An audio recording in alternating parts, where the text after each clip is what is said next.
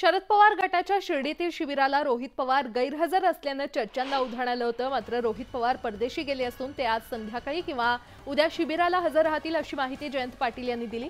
यावर कधी कोण शरद पवार गट सोडून जाईल याचा नेम नसल्याचा टोला सुनील तटकरे यांनी लगावला। शिबिराची आज आणि उद्या 2 दिवसाची मुदत आहे।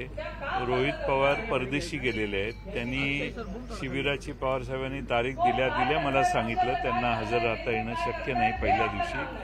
ते प्रयत्न करून आज संध्याकाळी किंवा उद्या सकाळपर्यंत येतो अशी त्यांनी भूमिका कळवलेली आहे, त्यामुळे ते येतील।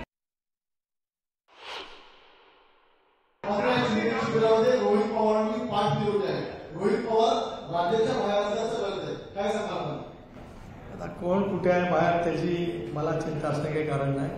त्याच्यातले कधी कोण बाहेर पडतील हे महत्वाचं आहे।